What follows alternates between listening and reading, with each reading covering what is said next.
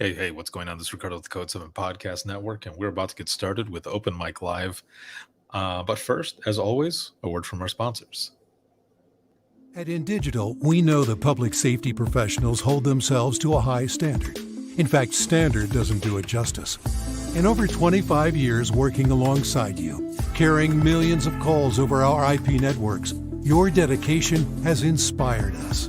That's why our ESI Net goes beyond industry standards, not only i3 compliant, but designed to adapt to future development for a network you can count on when it matters most. Learn more at indigital.net. Here in Greenville County, we have 8 different places where a 911 call can be answered. It is the largest county in South Carolina. It's a challenge. The type of information that a telecommunicator gets from Radius Plus is location-based technology. You can see where the caller is, if they have a medical issue, if they speak a different language. They're immediately able to text to that caller in their native language. It reduces response times because it immediately gets first responders where they need to be. If Within the Trenches has ever taught you something, open your eyes to what it is like to be a 911 dispatcher, or has inspired you to become one, then help support us and join our Patreon. Get exclusive bonus content, one-of-a-kind swag, discounts on merchandise, ad-free early access to new episodes, and much more. To join, please visit patreon.com/WTT podcast. And if you're an industry partner, we have something for you as well. And now, for the show. This is Jordan, and you're listening to the Code 7 Podcast Network.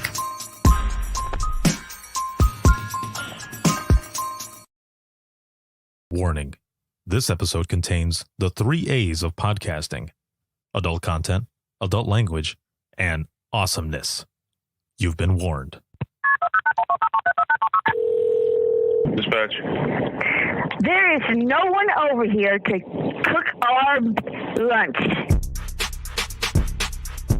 We are waiting for our lunch, and there's no one here to cook our lunch. All right, calm down. Where are you at? The group home. Now, what are you going to do? We'll get some help over there for you, okay? Welcome to Open Mic, where we visit the lighter side of dispatch, because laughing is good medicine.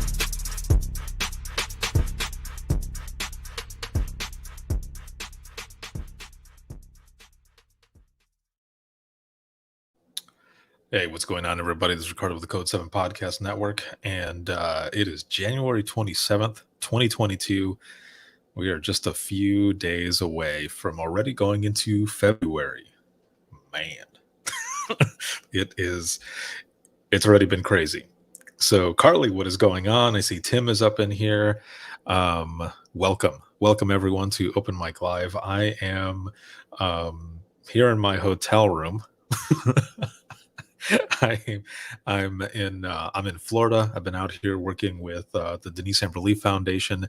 Next week is going to be the Difference 2022. So we've been working on a lot of stuff, a lot of things this week, and especially today. We were just doing so much, doing a lot of follow-ups and everything with speakers and such and sponsors on Crowdcast. So just fine-tuning everything, making sure that everybody knows what they're doing, how it's working. And if you have not registered yet, make sure to do so. There are I'm going to see if I can pull up the link here in just a moment. Everything is weird. Like I said, I'm here in my hotel room, so I have my little portable setup here. So I'm trying to get everything situated as I'm doing this. I was actually going to go live at 10. I had some meetings and other things that I was doing all up until just about an hour or so ago. So I was actually going to go live at 10, but I thought, you know what, fuck it. I'm just going to go live at 9:30 because I couldn't wait. I wanted to get here with all of you. So as always, Open Mic Live is sponsored by InDigital, Rapid Deploy, as well as Carbine. Thank you very much, sponsors, as well as patrons. Thank you so very much for that. And there's a lot going on. Episode 423 went out. An excellent episode with Keely. And then episode 424 is coming up. And that was with the amazing Lauren Sisler. sportscaster with ESPN, as well as inspirational speaker. And her main thing is, what is your story? Live your story, storytelling, and that's what I've been doing as well, with Dispatch Stories and with Imagine Listening, I Am 911 Movement. And I was introduced to Lauren by Sarah Weston, who's the executive director and founder of 911 Women Inc. And I thank you so much for that introduction. The episode was amazing. You do not want to miss that one. So all of that is coming up. Again, if you have not registered for the Denise Amber Lee Foundation Be the Difference 2022, make sure to go to their website as well, deniseamberlee.org, and you can check it out there. I'm pretty sure it's right up in front. There's a link there, and you can go and you can register. If you can't attend live, you can register and you can watch everything on demand on your time. So make sure to do that. Please do so. It's awesome. So we got Gary jumping in here. Yo from New Jersey. Excellent. Gary says, super excited to give my presentation and watch all the others. Yes. Tim says 2,852 people have registered for Be the Difference 2022 so far, and that's worldwide. There are people from all over the world who are going to be tuning in for this virtual event powered by Within the Trenches Media. So make sure to check it out. I'm pretty sure that by Monday, we're going to be at 3,000 attendees and up from there over the time of the conference. So again, make sure to check it out. And Gary, yeah, Sarah is just awesome. She is awesome. She is amazing. So if you have any funny stories, as always, throw them in the comments. I will read those for you. I have two main stories that one was shared. It was from the inbox. Another one, someone hit me up on Instagram, and I've got the video and I'm going to play it. Hopefully you can hear it. And if you can't, then I'll figure it out from here, but I'm pretty sure you'll be able to hear it. Lauren, what's going on? Hello. Thank you for joining in. As always, on Thursdays, we check in with each other. So how are you feeling? How are things going? I've been here all week working my ass off and getting stuff prepared for the conference, recording episodes. We also did the Dispatchers Roundtable. We did the Dispatchers Roundtable, and we did this on the reclassification toolkit. It was an excellent round. If you have not had a chance to check that out, make sure to go back, check it out. If you're a patron, that is a perk that patrons get. Only patrons get this added perk, and that's audio versions of the DRT as well as Open Mic Live. So on a scale of 1 to 10, how are you feeling? How are you doing this Thursday? 1 being shitty, of course, and then 10 being awesome. I'm at a 10.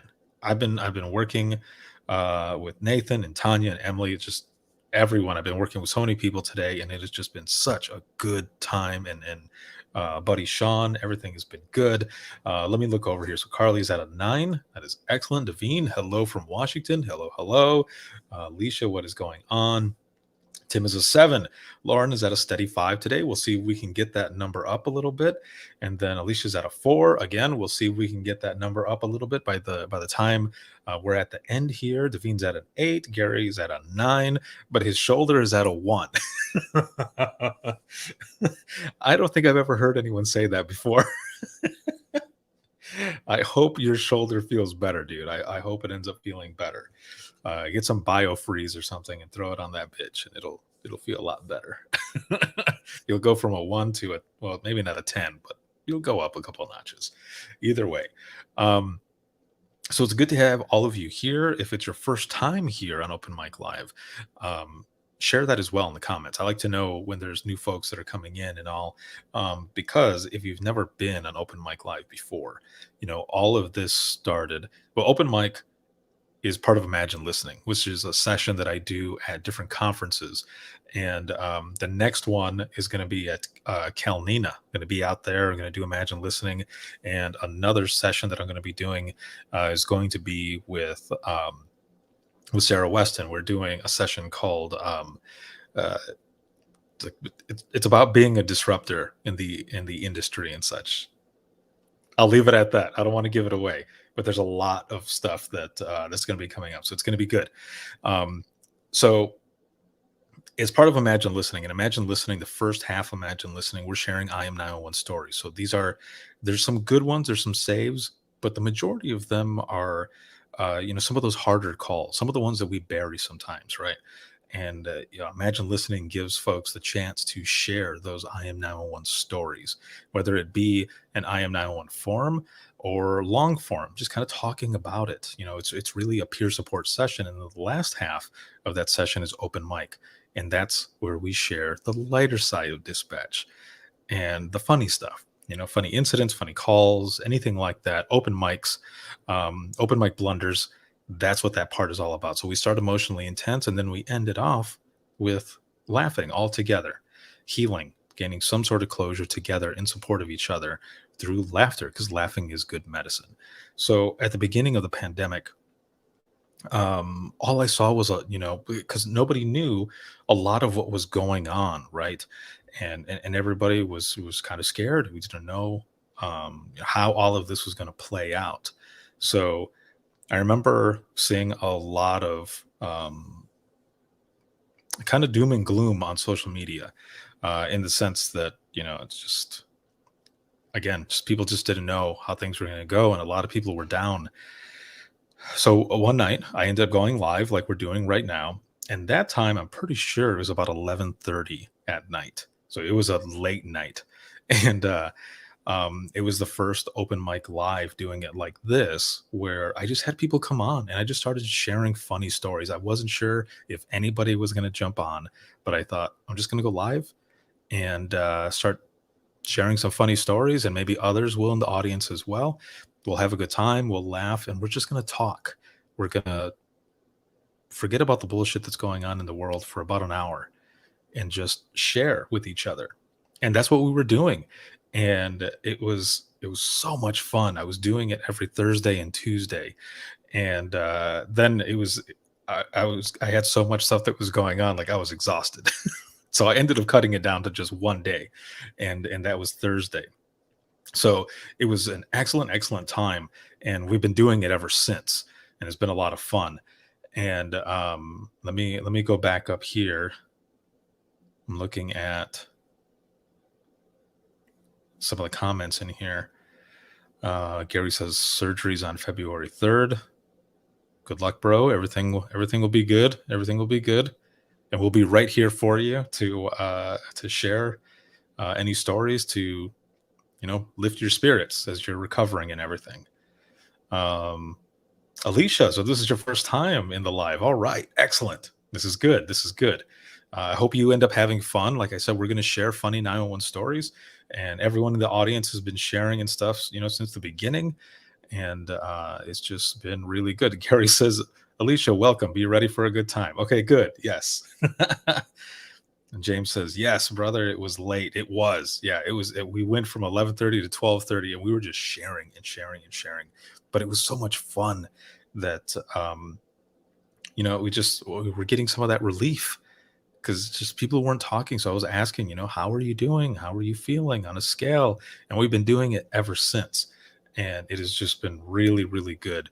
Melissa here says it was a late night, or it was late at night. It was amazing. So needed. I think it ended up being an hour and a half. I think you're right.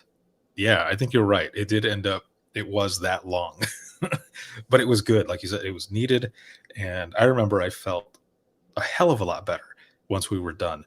And people were sharing so many stories. You realize that we are all doing, or kind of living through the same shit, right? A lot of the same calls. Of course, the incident types are always the same, right? The incident types. However, the situations in those incident types are different. So then, we're kind of learning from each other and how certain people work on different things. And it was just, a lot of them were hilarious.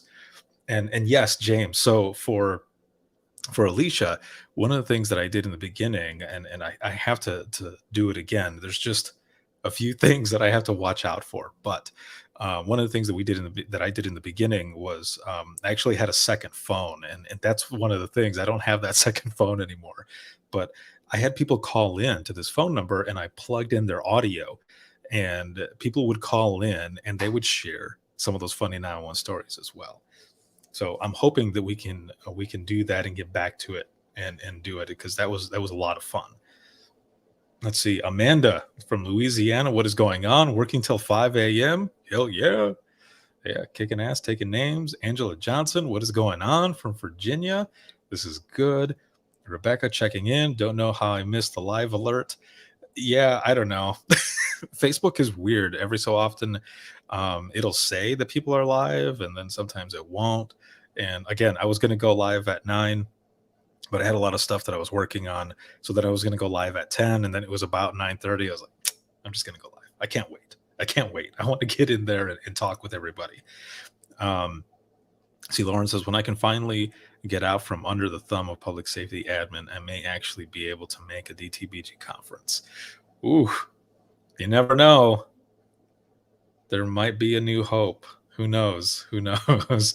See, Melissa says, I was really struggling with a couple of calls that I'd been ignoring, plus all the uncertainty with COVID. It was a blessing in a time that we're so far and few.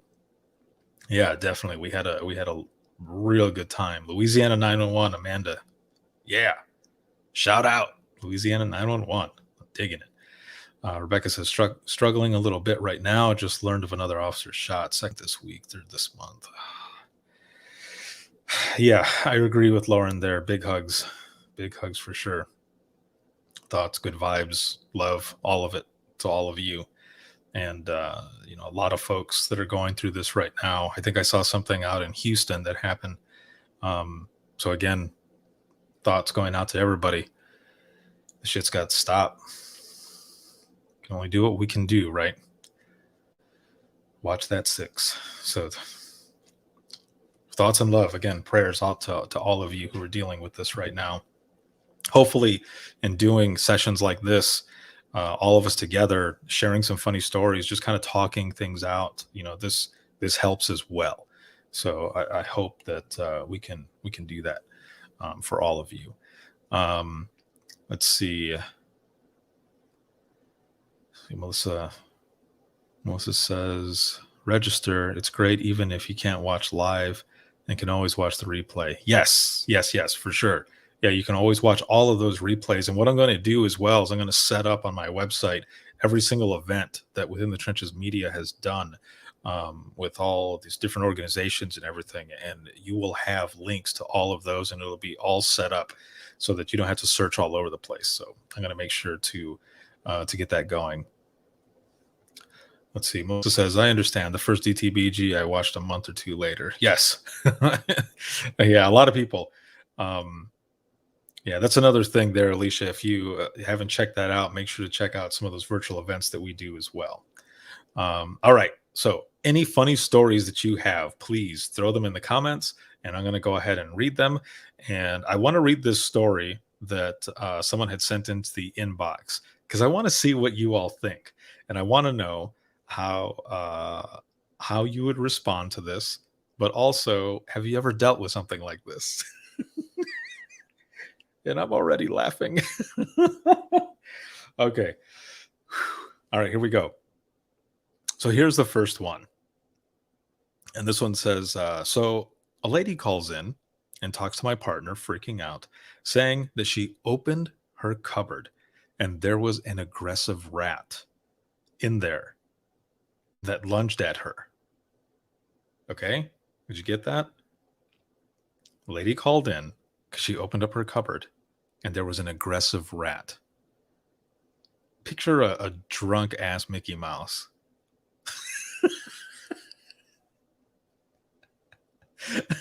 A drunk ass Mickey Mouse who's all pissed off and aggressive. Can you imagine that shit? So the story goes on to say, she said that she looked it in the eyes and slammed the door shut. And she was currently holding the door so it couldn't get out. So imagine that, opening up your cupboard and you see this aggressive ass rat just standing there, and you look it dead in the eyes like and you slam the door because you're like, what? So the story goes on to say that that she was currently holding the door so that the rat wouldn't get out. So normally, we wouldn't send police out on a rat complaint, obviously, but since it was being aggressive, her partner put the call through. So a few minutes later, the lady calls back and talks to the person who sent the story, and the person says, "Oh my gosh, I am so embarrassed." Hold on. Let me read it how I imagine the lady calling in. This phone call comes in. and the person says,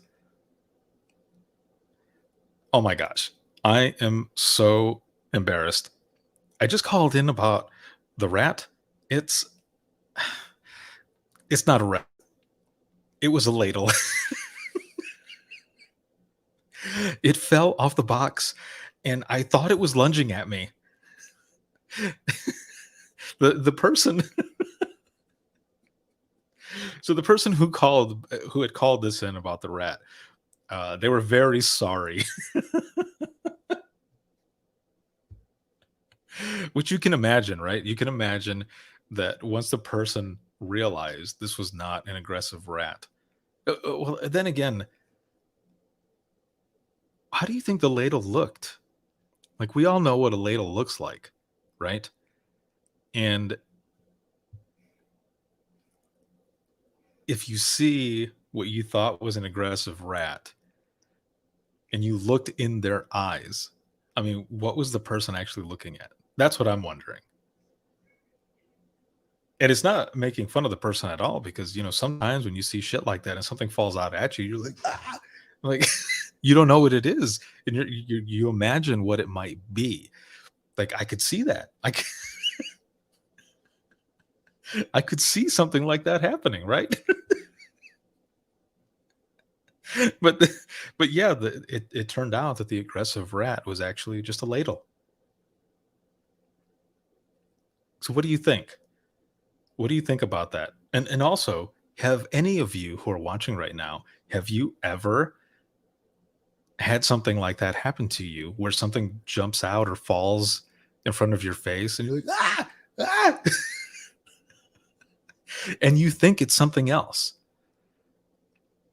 I want to know. Yes, Rebecca, a ladle. It was a ladle. That's what it turned out to be. It was a ladle that fell forward at her. But she thought it was an aggressive rat. I mean, I guess if it's a big ladle and you're looking at it, like the bottom, like maybe the handle was what she thought was the tail. I don't know. I want to know your thoughts. Like, how is this possible? Now, as you're writing your stuff here, I want to go up here because it looks like Lauren has sent something. So it says, so not 911, but definitely relatable. I have a new records tech working under me. She's in her 60s and retired real estate. She's an absolute hoot. She answers our PD phones and sometimes gets a taste of what we've had at dispatch. She answers the phone today and is pleasant. I hear her from my office. As she's talking to the female caller, I hear her say, "Okay, so you received a citation in November with the court date for today? Well, ma'am, that sounds like plenty of time to prepare for court." I get up wide-eyed because, as you know, as dispatchers, we can hear eyes roll. Eye rolls. I mean, eye rolls and smiles. The female keeps talking in circles. My tech says, "Ma'am, I'm going to transfer you to court because this is your problem and I can't fix it." Dude, she said something that a lot of us, right? Like, you think things in your head like that, like you want to tell, and you know what? Sometimes you do. Depending on the situation, you can say that, like, "I can't help you. Like, I'm not sure what more you want me to do. But the way this came out is like, it sounds fucked up. Let's see. Hold on a minute here. Carly says, dispatch show us 10-8. The ladle's detained in the accessory drawer. Yeah, exactly. This one goes on to say, I started choking on my coffee, and my other experienced tech/officer is having a hard time breathing. She turns around and says,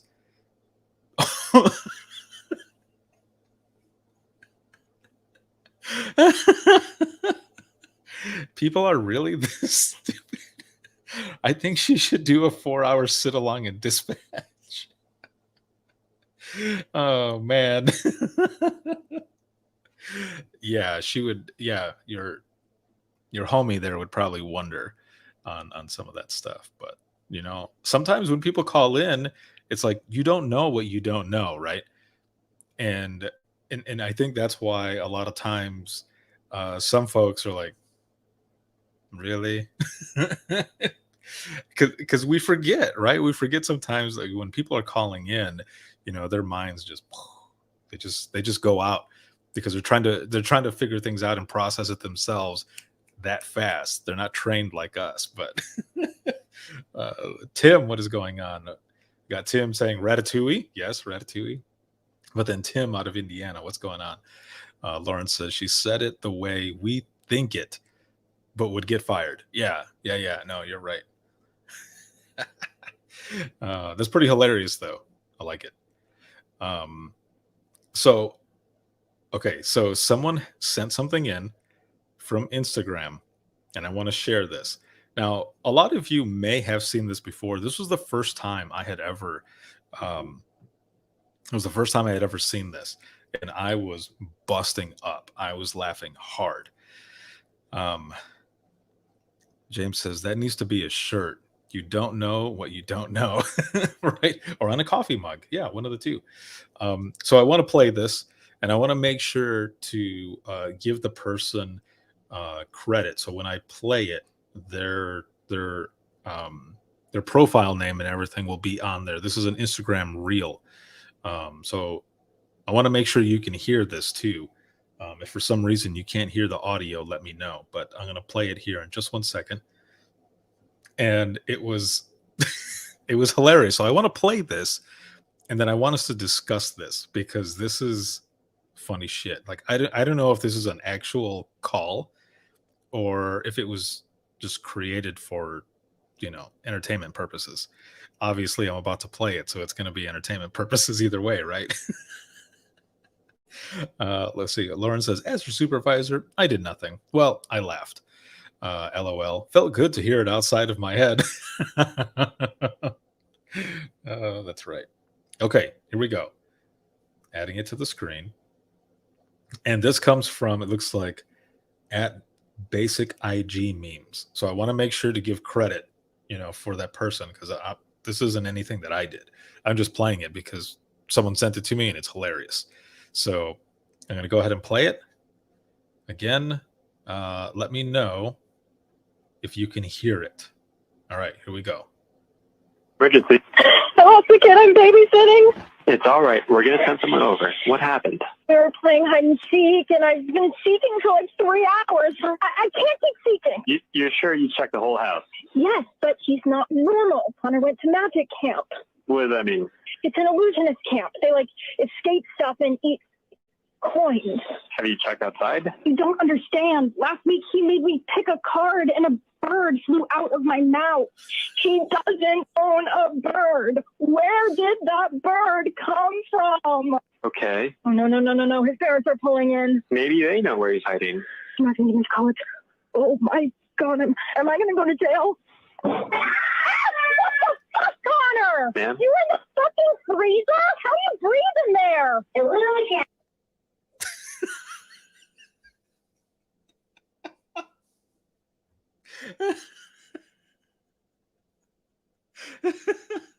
Okay. Now that we've gone through the video, I have to ask, could you hear it? Could you hear what I was playing?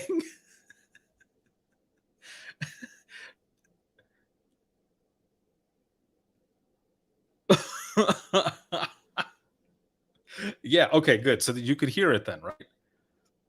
I just want to make sure. Yes. Okay, good. All right, awesome. All right, let's discuss this. I want to play this again, okay? I want to play it again, but I want to stop a few times so that we can kind of discuss this, all right? Again, this is not an Instagram reel that I did or anything, and I don't know if the audio is real. It sounds pretty real. It was sent into my inbox on Instagram, and again, I believe it was at Basic IG Memes. So they're the ones who take the credit for this. I'm just playing it because it's funny. So let me add it back to the stream, and I want to discuss this. Okay. All right, there it is. And yeah, at the top where it says y'all don't understand how long I've been laughing at this. It is pretty funny. So all right, let me go back and let's start this again. Hello, the kid I'm babysitting. It's all right. We're going to send someone over. What happened? We were playing hide and seek, and I've been seeking for like 3 hours. I can't keep seeking. Okay, right there. Been seeking for 3 hours and I can't keep seeking. Like, if I was listening to that, I'd be like, wait, what? For 3 hours? Like, I don't know. I would think after the first hour, maybe I would call and say, man, I don't know where this kid is at or something. I don't know. Maybe I wouldn't call. I would search every place and even, like out of the box, thinking in my head that that's what I would do. But I don't know, in emergency situations like this, you don't exactly know what you're going to end up doing, right? Again, thoughts go out of the head and you just start, I don't know. All right, here we go. You're sure you checked the whole house? Yes, but he's not normal. Connor went to magic camp. Okay, so just like dispatch says right here, what does that mean? Because she says that the kid is like not a normal kid. He went to magic camp, okay? He went to magic camp for like illusions and eating coins, I think she says. But dude, what do you do? Like, if that's what the kid can do, like, damn. Like maybe he did. Maybe let's see. Lauren says she seeked 2 hours and 55 minutes longer than I would. I would have sat down and watched TikTok. And Tim says he was just a cool kid. You're right. He was just a cool kid. What does that mean? It's an illusionist camp. They like escape stuff and eat coins. Have you checked outside? You don't understand. Last week he made me pick a card and a bird flew out of my mouth. See, right there again, listening to that, right? When you're listening to these phone calls, some of the stuff that you hear is like, no way. Like, for real? Like, this sounds outrageous. But again, whenever that call comes in, it's got to be priority one, especially when it has to do with a kid like this and stuff. We take it as priority one because it'll be that one time, that you don't. And it turns out that, a bird did come out of her mouth. I don't know. and like it says right here, it's like, he doesn't own a bird. Okay. All right, here we go. Oh, wait, hold on. Lauren says, I need this to be an episode of the new Babysitters Club on Netflix and eats coins. And she goes on to say, but again, you don't know what you don't know, Ricardo. Yeah, that's why I'm saying, what if that did happen?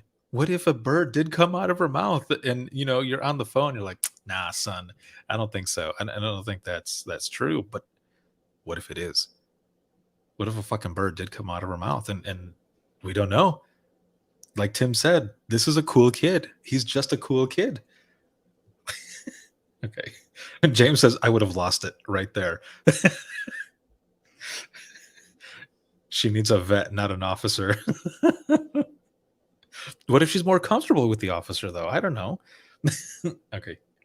She doesn't own a bird. Where did that bird come from? Okay. Oh, no. His parents are pulling in. Maybe they know where he's hiding. I'm not going to get into college. Oh, my God. Am I going to go to jail? What the fuck, Connor? Ma'am? You in the fucking freezer? How do you breathe in there? It literally can't.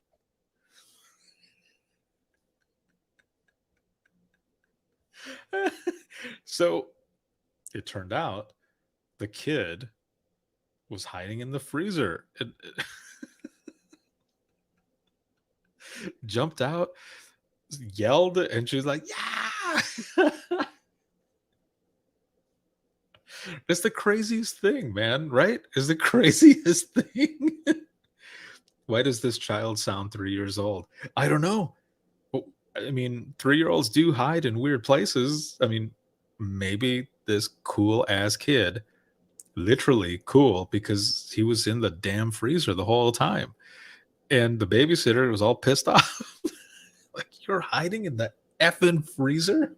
Like, the whole time? How do you breathe? And what did he say? Illusion. Yes. Yeah, right there. Connor was just chilling. You are correct. Connor was just chilling. So James says, right there, he was being the smart ass. What? So the smart ass what? Mom and dad know where he's at. Yeah. Maybe they did know.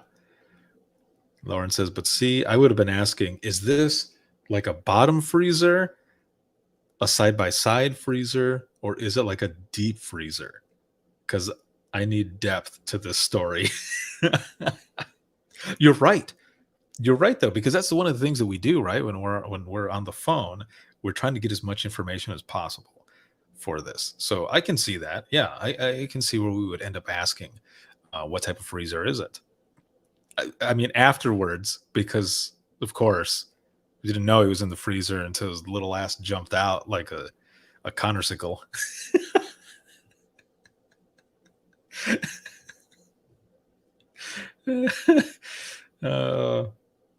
Hold on a minute. I want to scroll back up here. Tim says, I now dispatch for a towing company. We still have dumb people who call wanting to know how to get their impounded car out. Despite not having been registered or insured, I want to say, so the rules don't apply to you. You maroon? Oh, man. Let's see. See, did he monkey swing into the top freezer or did he bungee jump into the deep freezer? It's an illusion. Maybe he just walked right through it, right?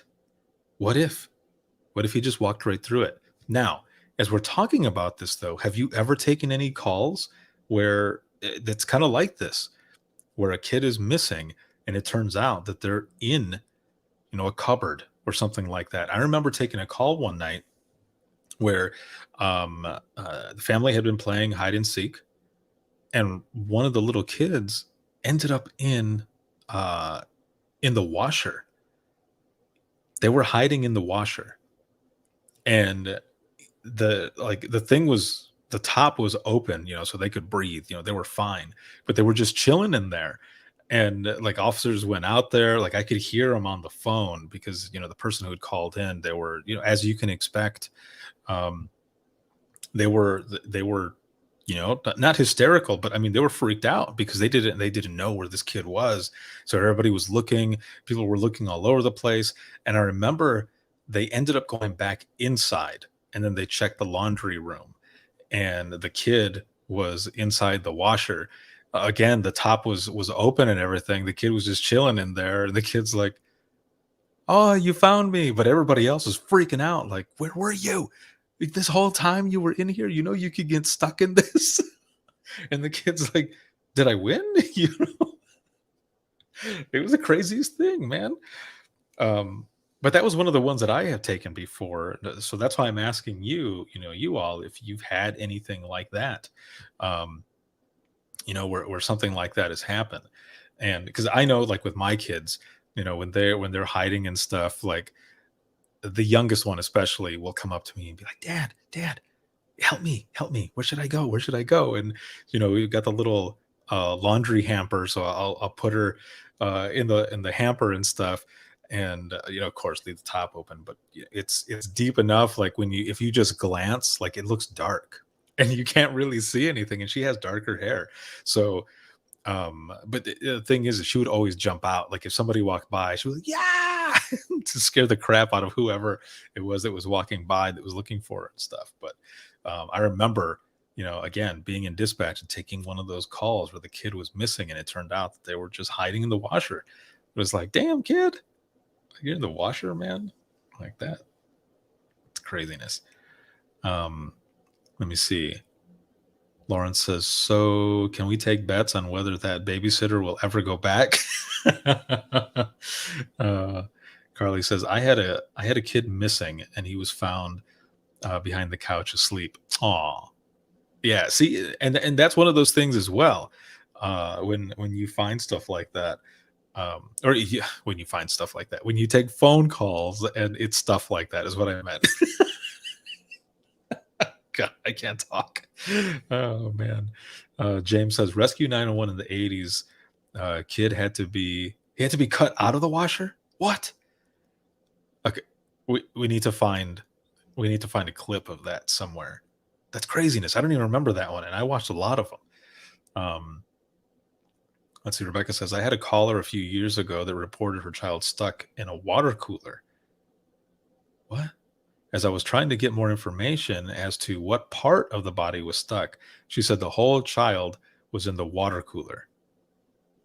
I'm sorry.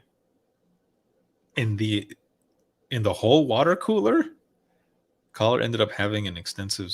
Oh, there was no child in the water cooler. Okay, that's good. That's good. Holy moly. That would have been nuts. Again, with a lot of those calls, and you get them when they come in, we're moving, we're doing what we're supposed to be doing and stuff. And it's always good when it ends up turning out that it's actually, nothing that's going on.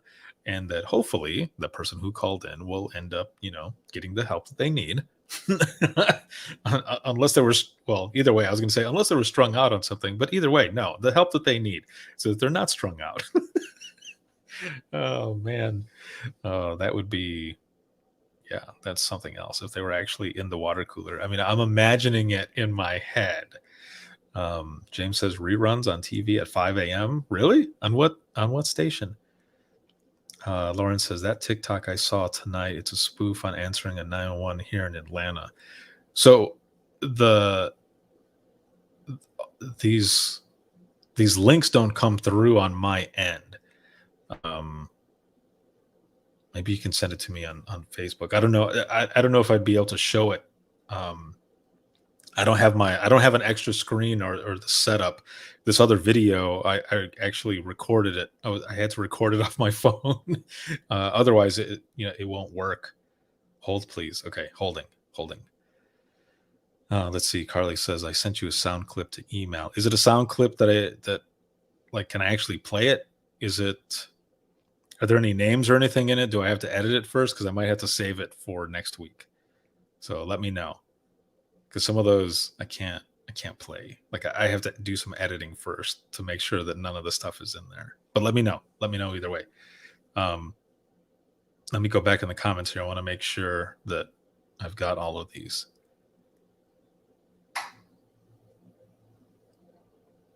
Sent it. Okay. Let me see what I can do.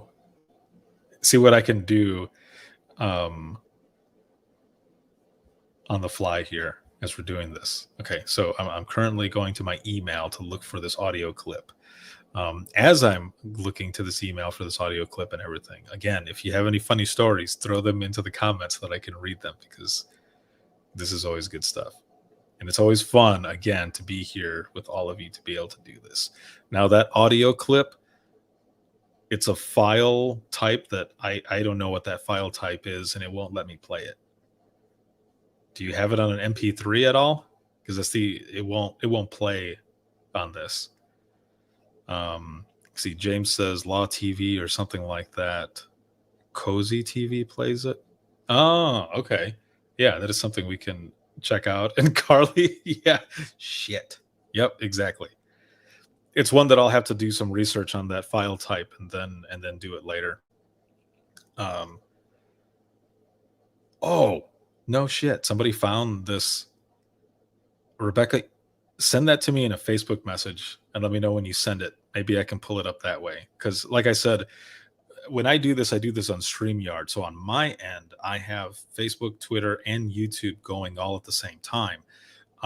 And in the comments, it's just like a general comment type thing where I have all of these, but like links and all that stuff, I can't click on them. It won't show up or anything. I'm trying to think of some of the other calls that I had that had, stuff like this where kids were running around, or it turned out that they were just, sleeping by the couch. Oh, I will tell you this one. This doesn't have to do with a kid or anything.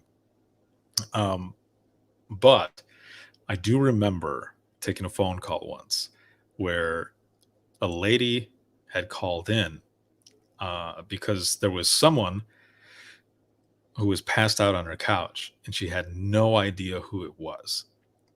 This lady was brave because I was telling her to get out of the house. If she doesn't know who the person is,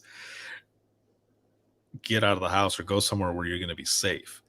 And we've got officers hauling ass over there, right? And I can hear this dude snoring like a motherfucker in the background. I'm like, damn, this person's probably trashed out, walked home from the bar, thought it was their house, opened the door, walked in, and just plopped right onto the couch and passed out. That's what I was thinking in my head. And as officers are getting closer, the lady's still kind of freaking out. And she's like, sir. The person turns around and she screams, and it's one of her, I think it was either her brother or her brother-in-law. And what had happened was true. The person was intoxicated and walked home from the bar and walked to his sister's house. And he just let himself in, passed out on the couch. The reason she didn't know that it was him was because he was facing, like his face was facing the other side of the couch, like the back cushion part. So he was laying, but head turned the other way and right into that part. So she couldn't see his face. But it was funny shit though, because she's like, oh my God, I can't believe it. You scared the shit out of me. And I'm covering my mouth, trying not to laugh as this lady is going off on her brother or brother-in-law. I can't remember which it was. Either way, a relative.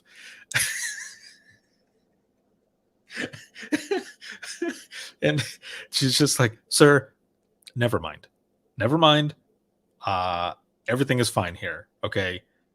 You can tell the officers, the officers had actually already gotten there. And I said, well, the officers are going to go in just to make sure that everything is fine. And she's like, oh yeah, no, that's fine.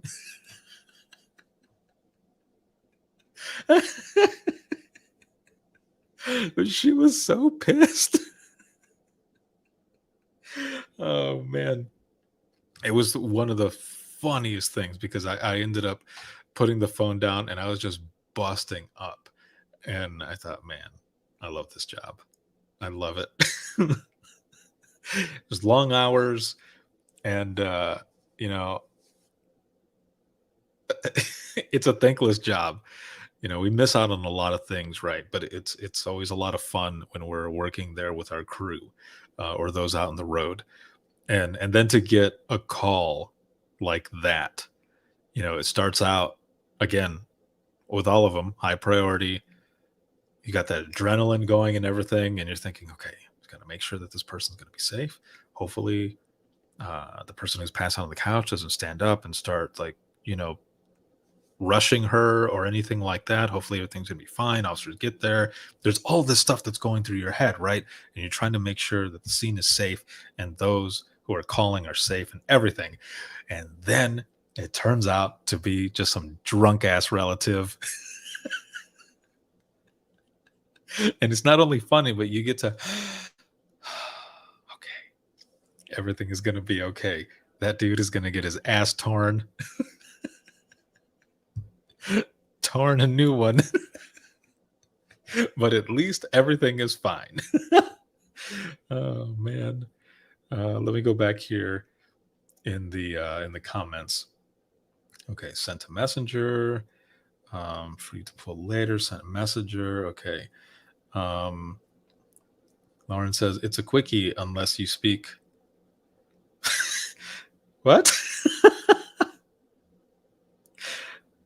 Carly says I had a unit go to Leonard Street for MVC. They asked for a repeat of the location. And I replied, Leonard, like Leonard.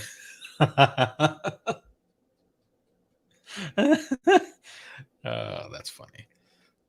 That was always fun as well. I always loved being on the radio and pronouncing different street names, or if I was running plates and they ended up running this one that had a first name of PHUK. PHUK. That one was always fun because it would always happen to newer dispatchers, right? When they were coming on and they were in training, an officer would say, Central, go to lean to run a rolling 28 or something like that. And they would run it and we would know it. And then the person would read it back and they would say, car comes back registered to a Fuck you. and then of course, the radio would blow up and the newer person would look at us and go, wait, did I just say that over the radio? And we'd be like, yeah, you did.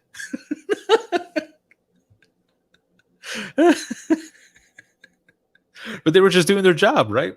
They were just doing their job. It was okay. Those were always fun, though.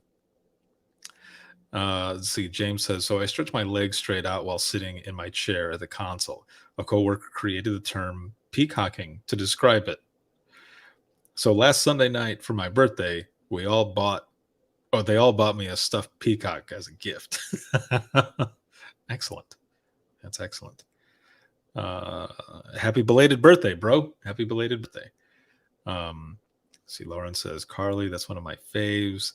That and well, you guys you're sharing some back and forth.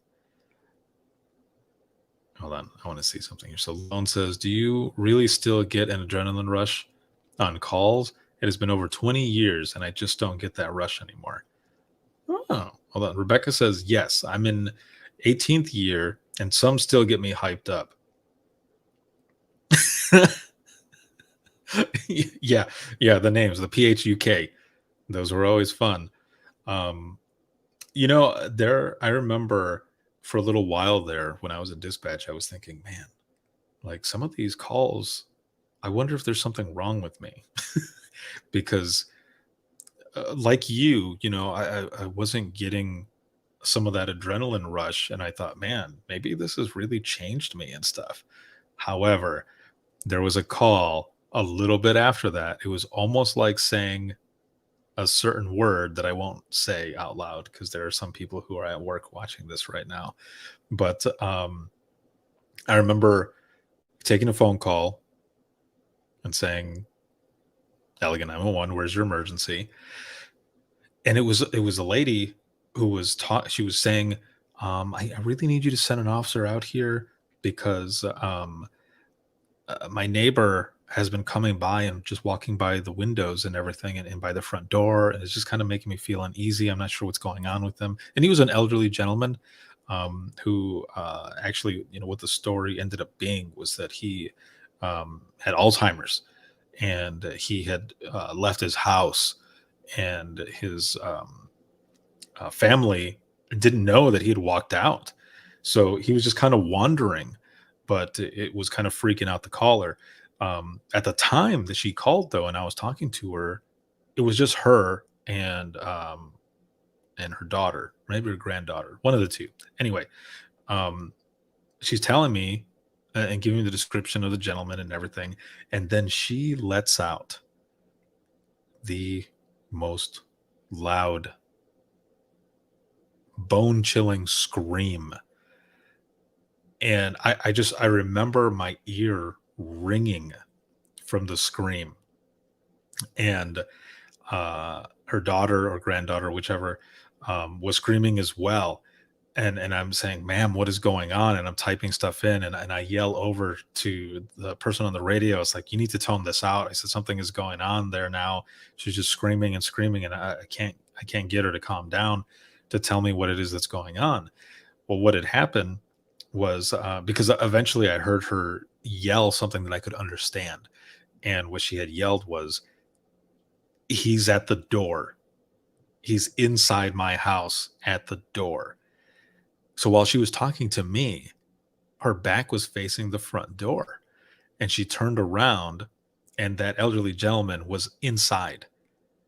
And she's like, I don't know how I did not hear him, which is the craziest thing, because I was listening to the entire, like, everything in the background. Now, they did have a TV on, so that probably masked a little bit of that door opening, and it was just like a screen door, so it kind of wasn't that loud anyway. But he had been standing there just staring at them, and they were screaming and screaming and screaming, and he ended up hauling ass. But man, that was one of those moments where I felt it. That adrenaline came back, because that was some creepy shit. Those are some of those calls too, where you're taking them and you're just, man, it leaves a chill down your spine.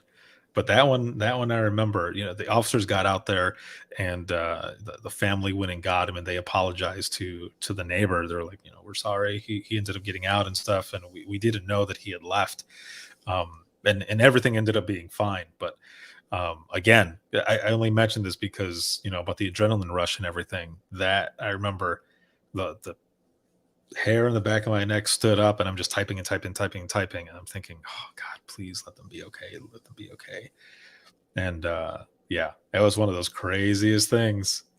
But yeah, I did it for 13 and a half years.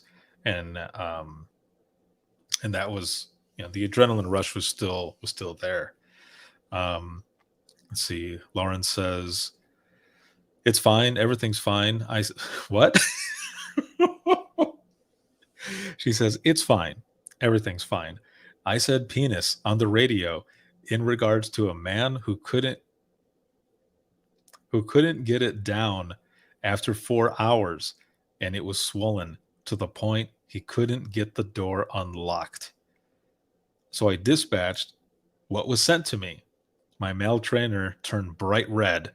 I looked at him and said, you told me to say what was in the CAD.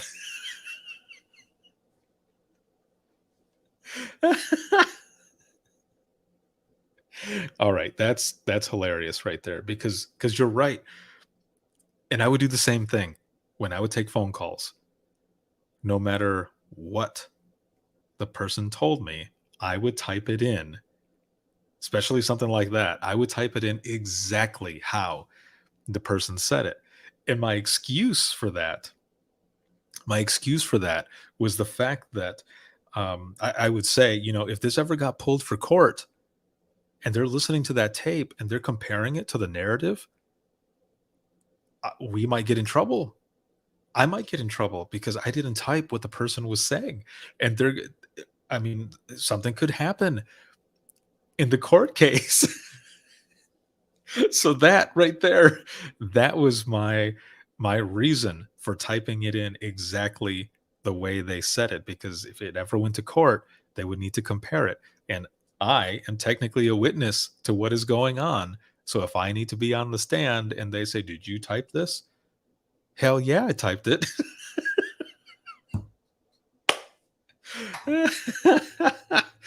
Oh, man. That is funny. Billy, what is going on, man? I haven't seen you in forever. And yes, ready to rumble. My daughters are ready for the Royal Rumble as well on Saturday. It's going to be good. Carly says, those are the best work days. Yes. Lone says, I agree. I type in what they say, but I may paraphrase or change words on the radio. So, oh, and James says, nothing wrong with that. Units have a clear picture of what they are responding to. Yeah, exactly. So, here's another one. A couple of them, actually. So, this first one, as we're talking about reading stuff or typing rather exactly what callers say.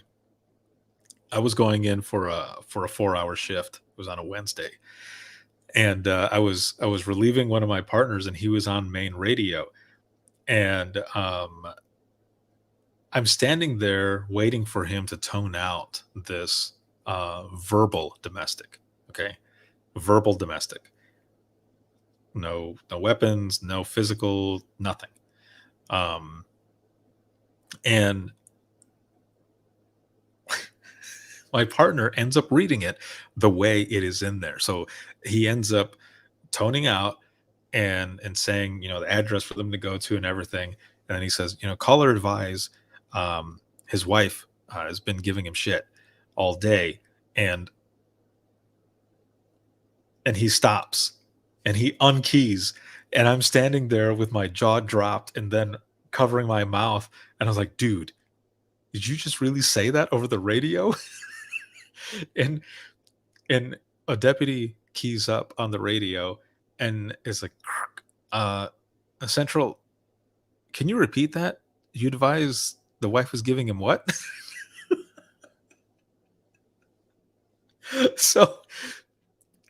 So my partner ends up keying back up on the radio and says he advised she was giving him shit. It's been a long day, okay? And then he unkeys because he was acknowledging the fact that he swore on the radio, repeated what he said, but followed it up with, it's been a long day. Or he said it's been a long shift. That's what it was. Oh, man. When he unkeyed, the deputy keys back up and is like, 10-4 Central, we're en route. And he looks at me and I said, are you ready to go home? And he goes, yeah, I'm probably going to get in trouble for that. I was like, well, I'm not going to write you up.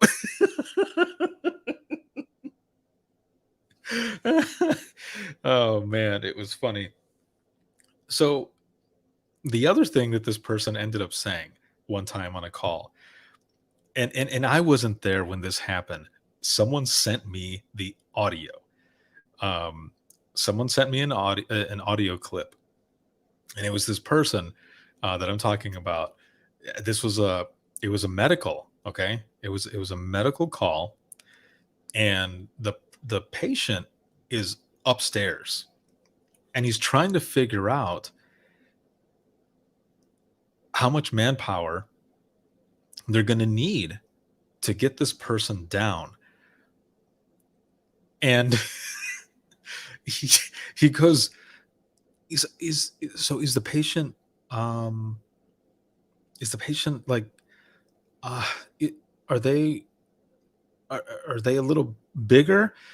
Excuse me. And the caller's like, I don't get it. Like, what do you mean bigger? Like, and the call taker's like, like, are they round? I mean, hold on. Are they, and he could not think of bariatric. Is the person a bariatric patient? And finally just said, is he Fiat?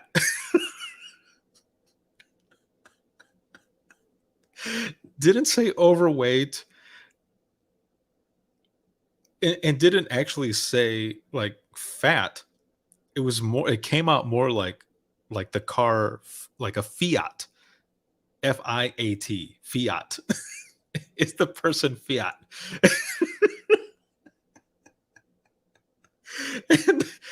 and the caller's like, yeah.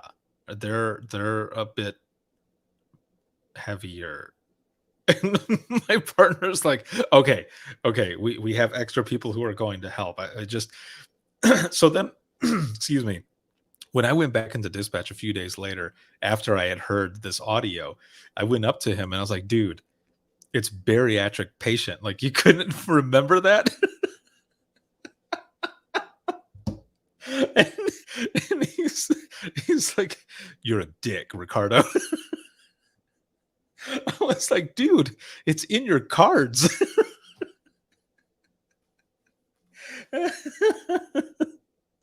Oh man, it was so funny. But you could hear in the caller's voice, like, as many times as my partner was trying to, you know, skate around what he was really trying to say, the caller was just like, just say it. Just say what you mean. Like, what is it that you're looking for? Oh man. Okay, I want to read what's down here at the bottom, and then I'm going to go back up because there's some other things here. And so Lauren says, I now no longer identify as fat. I identify as fiat. Oh, that is funny. Oh, Rebecca says, update. Officer has non-fatal injuries and is being treated. Oh, good. Excellent. Thank you. That is awesome. That is excellent, excellent news. Let's see. Let me go back up here because there was a few others. All right. So this says, Lauren says, I love telling my trainees that my one would suck her lips inward, turn red as a tomato, and get puppy eyes when she got weird calls. They were my favorite to watch her dispatch. Hashtag I'm an asshole. You know, I don't know why, but your description, for whatever reason, all I could picture was like both Ren and Stimpy, like making that face and those big old eyes. Mike says we had a newbie put in notes. I'm assuming that would have all of the information in there. See, Carly says, I typed shit's fired instead of shots fired. That went over the radio. For real, because everyone has a little bit of that Ron Burgundy in them, right? Where they read, they say what they're reading, because a lot of times people don't read the complaint right away, right? So, and I was one of those myself. I would not read the complaint. I would just open it up and start going, and then I would start reading it, and then I would stop because I'd be like, "Oh God, did I just say that?" And everyone else is laughing at me, and I'm like, "Shut up! You're gonna make me laugh again on the radio, damn it!" Wait, what? Mike says, man shot himself in left tit. That's what was in the notes? Oh my God. Let's see.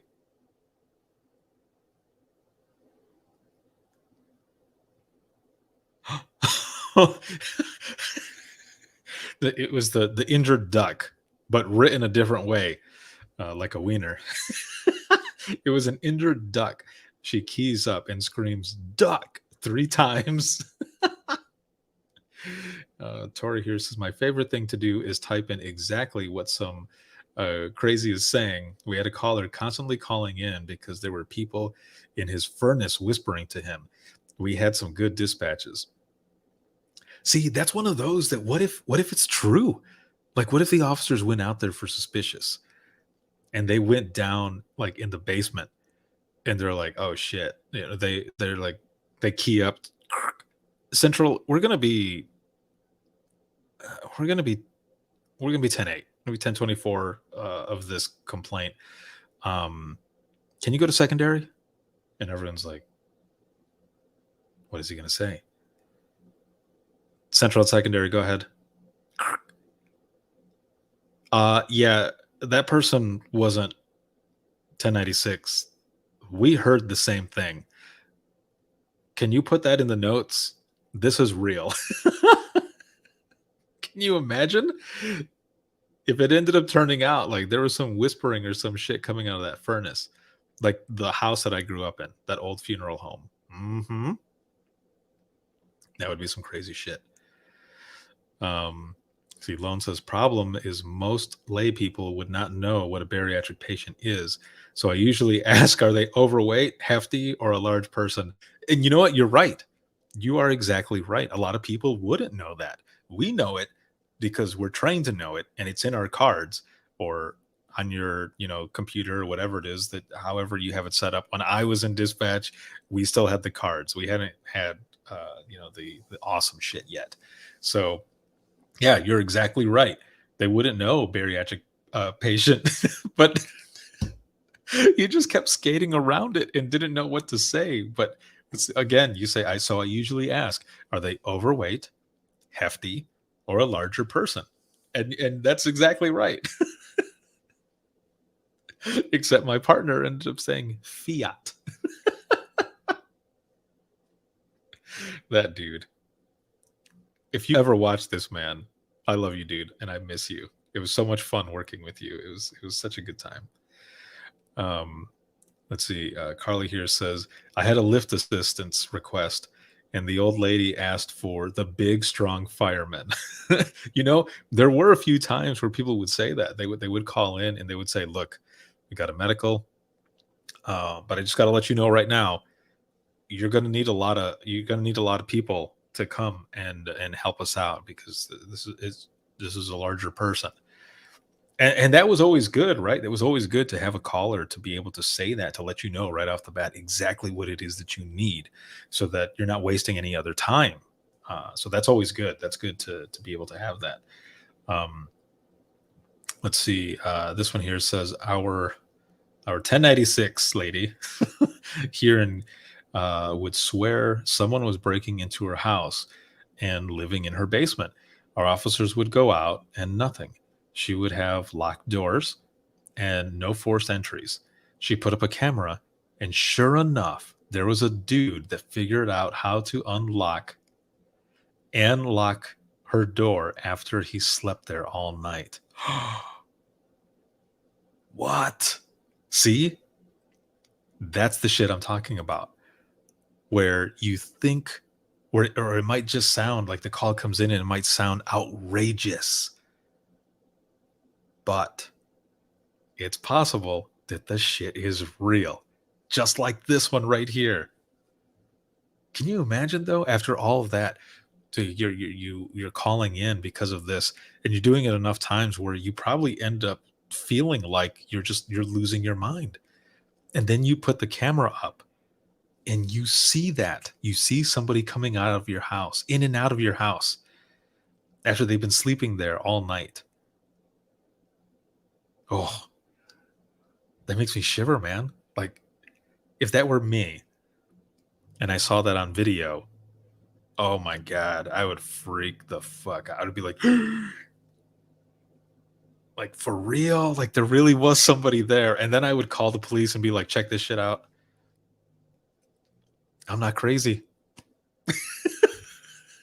Like, I've got video footage of this fool who's been going in and out of my house. I would sell that house and I would move somewhere else.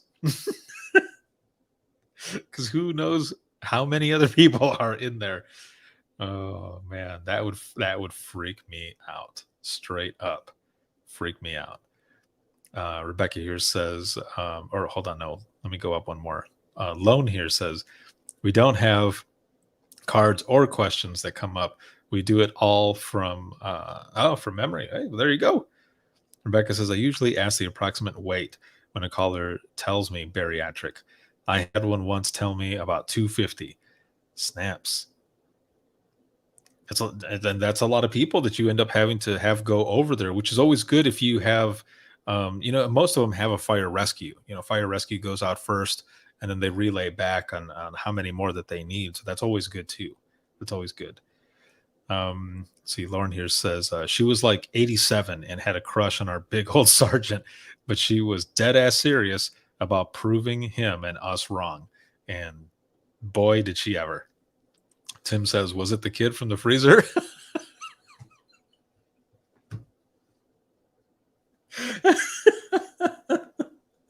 Oh, dude. That was good. Let's see. James says a neighboring town had to cut a hole in the exterior wall and use their tower ladder as a crane to remove a patient from a second floor apartment. That would have been interesting to see, but also good, right? That there is something that can be done to help folks in their time of need. So that's awesome.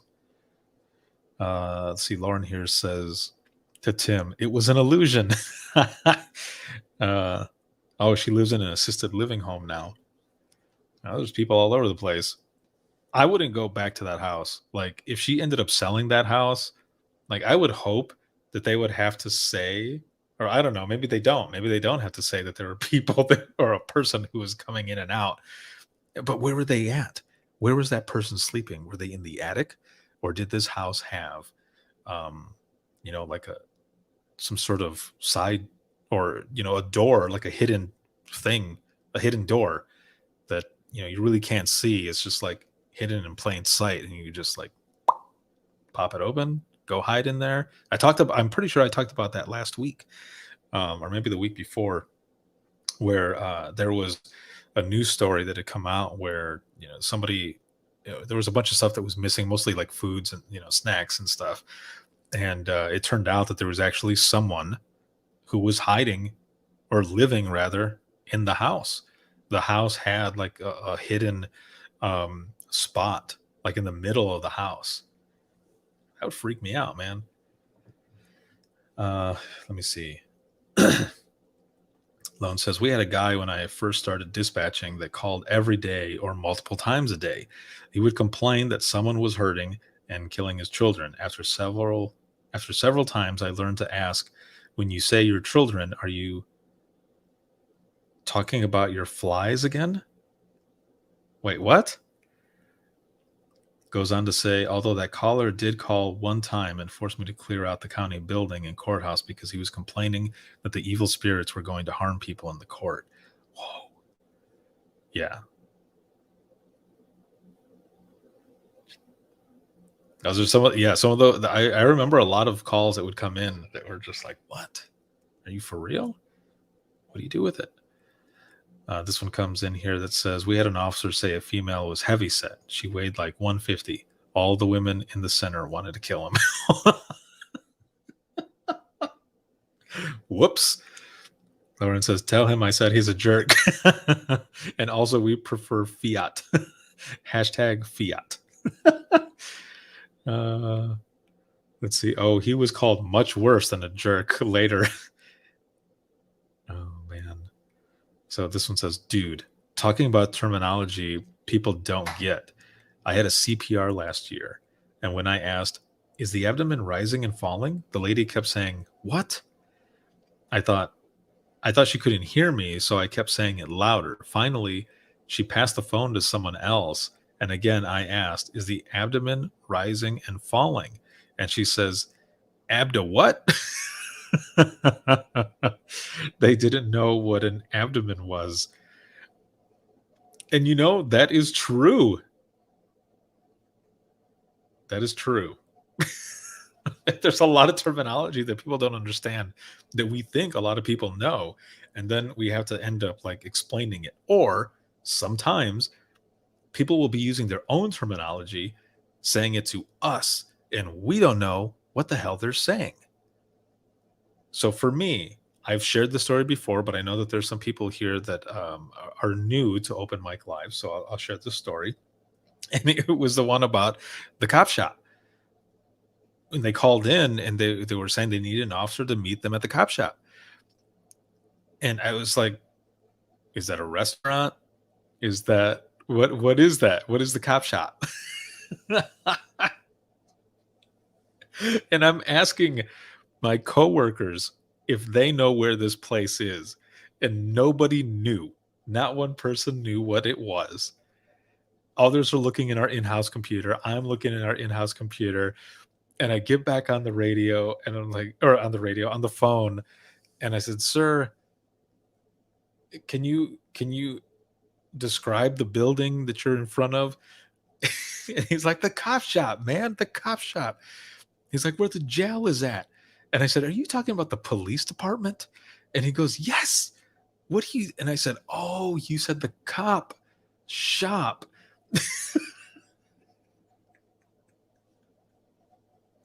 I felt so fucking stupid.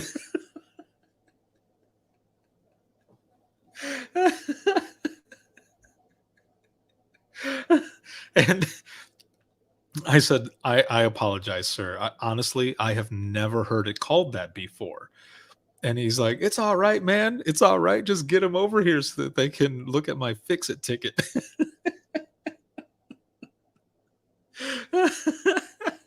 And I'm pretty sure when I put it in the narrative, I had put in there that caller requests on officers of the cop shop.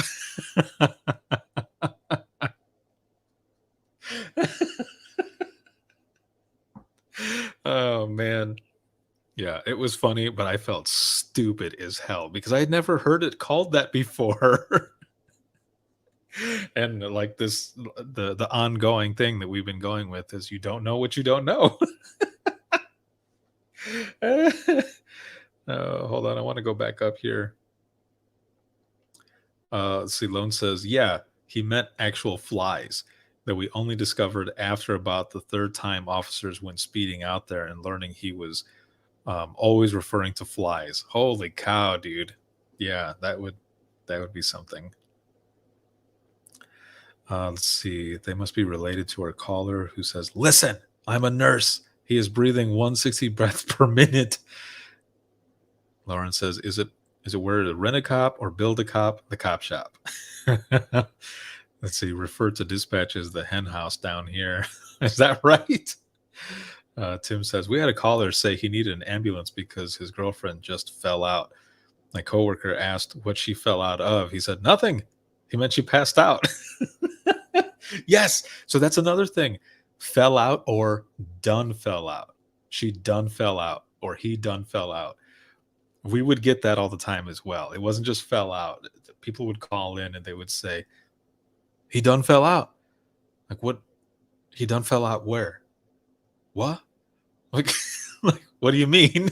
Like, he passed out. Like, oh, he passed out. Okay, it sounded like you were saying that he fell out of a window. He fell out of the car. I don't know. Done fell out. Like, no, done fell out. Like, all right. Let's see. Lone here says he must have been from the Metro Detroit area. Several places I worked down there. It was referred to as the cop shop. There you go. Yeah. So, see, yeah, I had never heard it like that before. Let's see. Lauren says, were you in Atlanta? Done fell out is a thing. It means fainted. Lone says, that is a medic term, DFO, for passing out. Done fell out. Carly says, made water equals peeing. I learned that the hard way.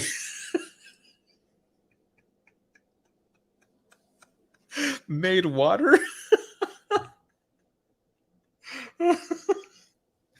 Oh, man. I have to add that to the list. Hashtag made water. Oh, my God. Well, we're going on an hour and a half here. Thank you all for joining in tonight. I want to check in with you again. So in the beginning, I checked in with you. Checked to see what your numbers were. Scale of 1 to 10. 1 being shitty, 10 feeling awesome. I'm way above a 10, even more so now. Being here with all of you, sharing all of these stories has been so much fun. So what are your numbers now? Where are you at? Hopefully, those of you who are at a lower number, that those numbers went up a little bit, that we were able to laugh with each other again.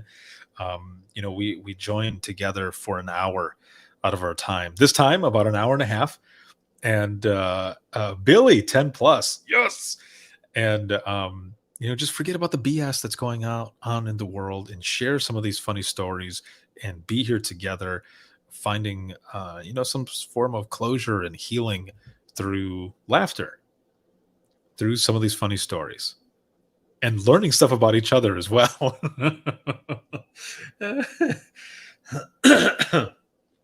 Oh, it's so funny.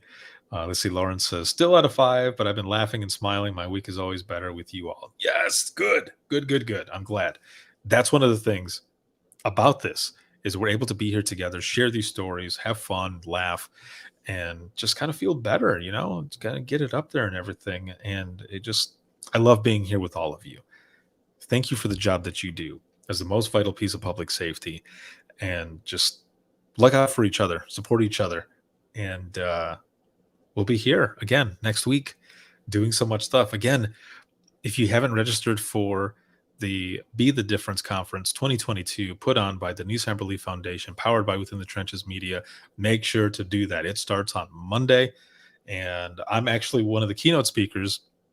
I'm going to be going on the last day, and it is going to be an excellent time. So make sure to jump in there. There's so many amazing speakers, as well as industry partner sponsors that are going to be sharing everything that they're doing on the tech side of 911. And you get to see everything that they're doing for all of you who are going to end up being the ones using this amazing technology.